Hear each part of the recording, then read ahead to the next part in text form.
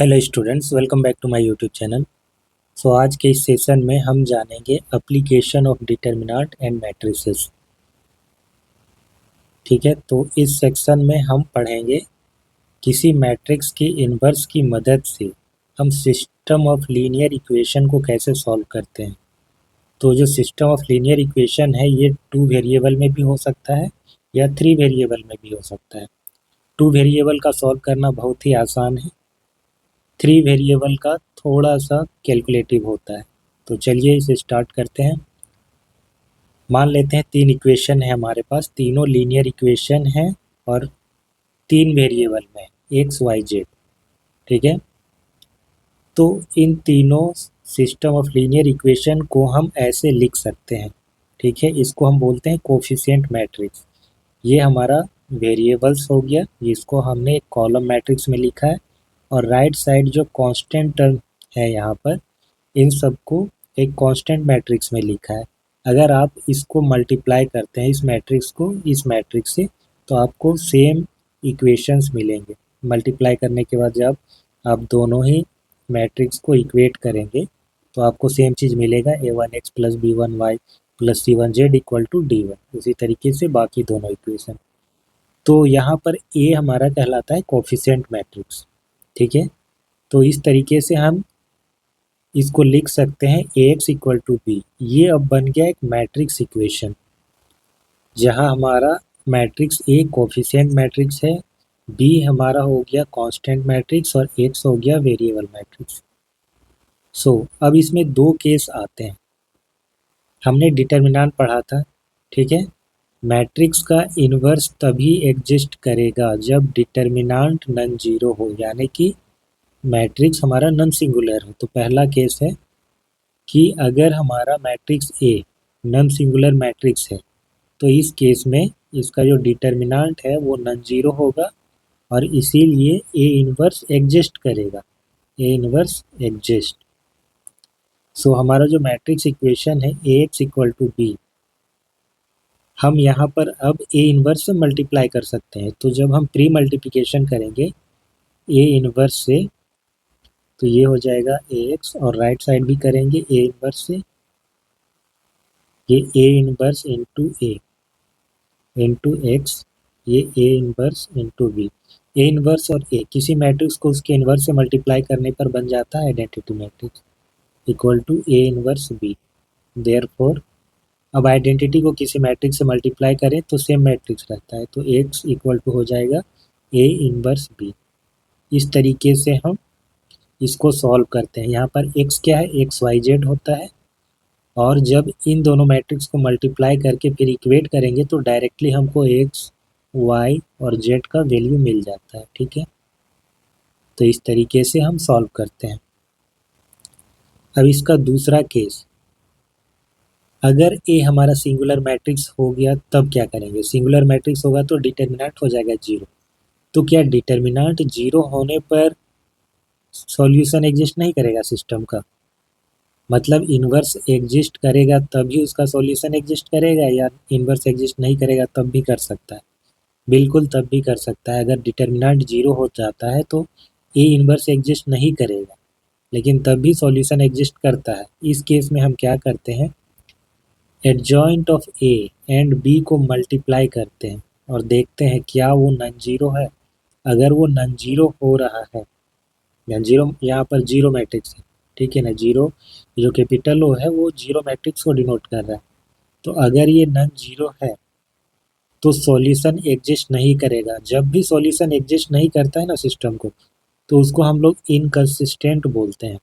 जो सिस्टम कहलाता है इनकंसिस्टेंट, अगर सॉल्यूशन एग्जिस्ट नहीं करेगा तो। अगर सॉल्यूशन एग्जिस्ट कर जाता है तब कंसिस्टेंट बोलते हैं। तो इसमें एक था कि जब adjoint of A into B not equal to zero होगा तब इनकंसिस्टेंट हो जाएगा, कोई सॉल्यूशन एग्जिस्ट नहीं करेगा। अगर ये जीरो हो जाए उस केस में दो चीज़ें हो सकती है। पहला, इनफाइनाइटली मेनी सॉल्यूशन हो जाए। ठीक है, सॉल्यूशन यूनिक ना रहे, इनफाइनाइटली मेनी सॉल्यूशन हो जाए। और सॉल्यूशन अगर आ गया, चाहे यूनिक आ जाए चाहे इनफाइनाइटली मेनी, हम उसको कंसिस्टेंट बोलते हैं। सिस्टम हमारा कंसिस्टेंट कहलाएगा। दूसरा चीज़ इसमें पॉसिबिलिटी ये भी है कि सॉल्यूशन एग्जिस्ट ना करे उस केस में हम इसको इनकंसिस्टेंट बोलते हैं। ठीक है, तो तीन चीज़ें हमने जानी कि कोफिशिएंट मैट्रिक्स अगर हमारा नॉन सिंगुलर मैट्रिक्स है तो ए इनवर्स एग्जिस्ट करेगा। इस केस में हमारा जो सॉल्यूशन होता है वो यूनिक होता है, यूनिक सॉल्यूशन। जब सिंगुलर होता है तो फिर उसमें हम दो चीज़ें देखते हैं, adjoint of A into B वो जीरो है या नॉन जीरो है, उसके अकॉर्डिंग सॉल्यूशन आता है या नहीं भी आ सकता है। अब चलिए अब एक एग्जाम्पल करेंगे।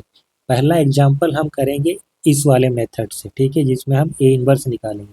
दूसरा एक मैं आपको दूसरा मेथड बताऊंगा जो थोड़ा सा शॉर्टकट है। उम्मीद करता हूँ कि वो मेथड आपके लिए हेल्पफुल ज़रूर होगा, कभी ना कभी काम आएगा। ठीक है, उसमें हम रो ट्रांसफॉर्मेशन करते हैं। तो चलिए सबसे पहले हम इसका इन्वर्स निकालते हैं, ए इन्वर्स।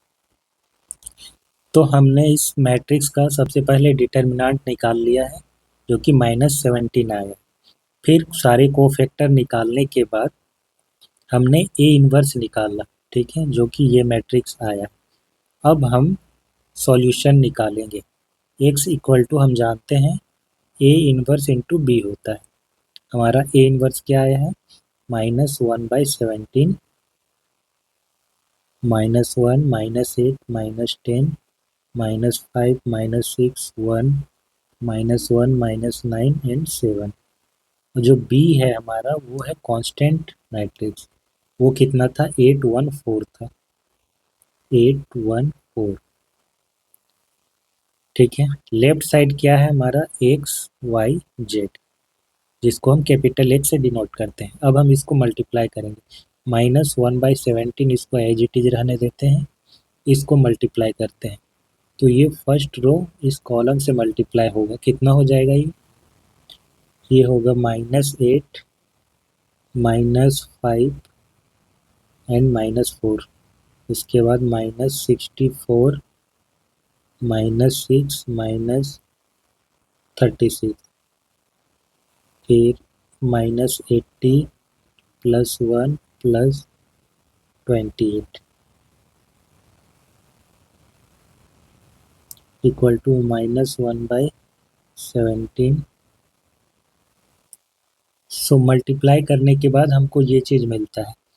अब यहाँ पर हम -1/17 से इसको मल्टीप्लाई कर देते हैं, तो ये कुछ ऐसा हो जाएगा, x Y Z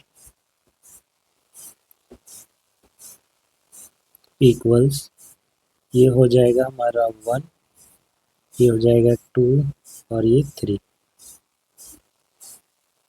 so compare करने पर अब दोनों ही इक्वल है, तो x equal to 1, y equal to 2 and z equal to 3। ये इसका आंसर होगा इस सिस्टम का, और ये यूनिक सॉल्यूशन है। ठीक है, तो इस केस में हम क्या बोलते हैं, इसको कंसिस्टेंट बोलेंगे सिस्टम को। यूनिक सॉल्यूशन क्यों हुआ, क्योंकि हमारा कोफिशिएंट मैट्रिक्स नॉन सिंगुलर था। अब एक दूसरा क्वेश्चन करते हैं एक दूसरे मेथड से। इस मेथड को ध्यान से समझिएगा। ये मेथड मैं इसलिए बता रहा हूँ ताकि ये आपके लिए हेल्पफुल हो जब भी आपको सॉल्यूशन निकालना है। ठीक है, बिना इन्वर्स का आप निकाल सकते हैं। जब आपको सॉल्यूशन की ज़रूरत है तभी आप इस मेथड का यूज करेंगे, अदरवाइज ये आपसे पूछा नहीं जाएगा, इस मेथड से आपको पूछा नहीं जाएगा। इसको बोलते हैं Gaussian elimination method, Gaussian elimination method higher level की चीज़ है। ठीक है, तो यहाँ पर हम रो ट्रांसफॉर्मेशन करते हैं। इसमें हमको करना क्या होता है कि इसको ट्रायंगुलर मैट्रिक्स बनाना होता है। मतलब इधर के जो कोफिशिएंट होंगे वो जीरो या नॉन जीरो हो सकते हैं, बट ये जो कोफिशिएंट हैं ये टोटली जीरो हो जाते हैं, मतलब ये रेड्यूस हो जाता है। ऊपर के ये नॉन जीरो कोफिशिएंट बचेंगे, ये नॉन जीरो, और लास्ट में एक नॉन जीरो। ठीक है, तो ये हम बनाने का कोशिश करेंगे। यहाँ पर ऑलरेडी एक जीरो है, हम इसको जीरो बनाएंगे। इसको जीरो बनाने के लिए हम रो ट्रांसफॉर्मेशन क्या करेंगे, R3 replaced with R3 minus R1। जो रो ट्रांसफॉर्मेशन हम इस कोफिशिएंट मैट्रिक्स में करेंगे सेम हम इसमें भी अप्लाई करेंगे। ये हमारा एज इट इज रहेगा, वेरिएबल है। तो ये रो ट्रांसफॉर्मेशन अप्लाई करने के बाद हमारा मैट्रिक्स कुछ ऐसा दिखेगा, 0 1 3, ये हो जाएगा 0, और -2 -1 ये बन जाएगा 3, 1 -1 ये भी हो जाएगा 0। ये x y z, ये 6 11, और ये हो जाएगा हमारा -6। नेक्स्ट स्टेप में हमको ये 0 बनाना होता है, ठीक है। जो प्रॉपर फॉर्मेट है उसमें यही होता है कि ये 0 ये 0 और ये 0 और ये नन 0। बट यहाँ पर हम देख रहे हैं कि ये 0 है और ये नन 0 है, तो हम चाहे तो इसको भी यूज कर सकते हैं, इससे भी हमारा काम बन जाएगा, हमारा सॉल्यूशन निकल जाएगा, क्योंकि एक तो 0 है। कुल मिलाकर के ये जो लास्ट रो होता है ना, इसमें एक ही नन 0 एलिमेंट हमको चाहिए होता है, इसमें 2 नन 0 और लास्ट ऊपर वाले टॉप में इसमें 3 नन 0। तो यहाँ पर हमको एक वेरिएबल का सॉल्यूशन मिल जाता है। अब हम इसको मल्टीप्लाई कर देते हैं वापस, तो ये हो जाएगा हमारा x plus y plus z equal to 6, दूसरा वाला हो जाएगा y plus 3z equal to 11, और तीसरा वाला हो जाएगा -3y इक्वल टू -6। तो तीसरे वाले की मदद से हमको पता चलता है y equal to -6 divided by -3 that is 2। तो y इक्वल टू 2 आ गया। इसको पुट कर दीजिए जस्ट इसके ऊपर वाले इक्वेशन में। तो 2 प्लस 3z इक्वल टू 11, तो 3z इक्वल टू 9 हो जाएगा, और इसीलिए z equal to 9 divided by 3 that is 3। अब y और z का वैल्यू सबसे ऊपर वाले इक्वेशन में, सो x प्लस y का वैल्यू हमारा 2 है, z का वैल्यू 3 है, equal to 6। So x equal to 6 minus 5 equal to 1।